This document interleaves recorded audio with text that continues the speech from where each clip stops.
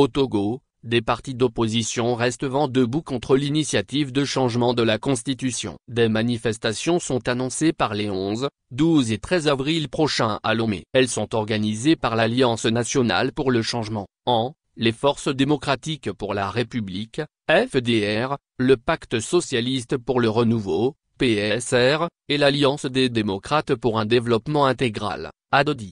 Ces entités viennent d'adresser un courrier commun au ministre en charge de l'administration territoriale, pour se conformer à la loi sur les manifestations publiques.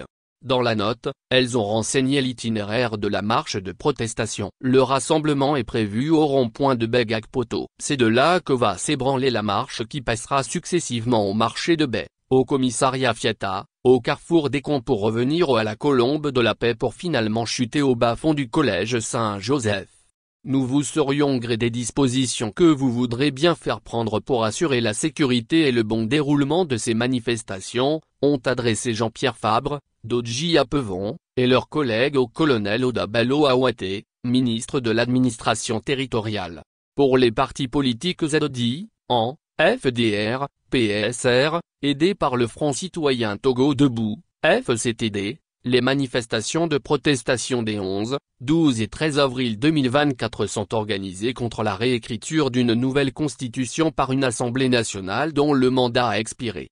Les opposants fustigent également le report des élections législatives et régionales initialement prévues pour se tenir le 20 avril prochain. Ces scrutins sont finalement renvoyés au calende grec, le temps que des consultations sociopolitiques se tiennent autour de la loi portant changement de la Constitution. Des manifestations impossibles, le point de rassemblement, l'itinéraire et le point de chute sont bien connus des militants de l'opposition qui les ont plusieurs fois fréquentés en 2017 lors des manifestations qui ont suivi le soulèvement populaire du 19 août 2017. Mais depuis 2020, le gouvernement togolais a rarement autorisé des manifestations publiques dans le pays. Alors plusieurs observateurs se demandent si les 3 jours de marche seront autorisés. De plus, certaines mesures introduites dans la loi sur les réunions et manifestations publiques en 2019 interdisent des manifestations dans les centres commerciaux et à bien d'autres endroits comme à proximité des emprises diplomatiques. Avec un itinéraire qui passe par des Camps, considéré comme un grand centre commercial, l'on va vers un bras de fer entre pouvoir et opposition.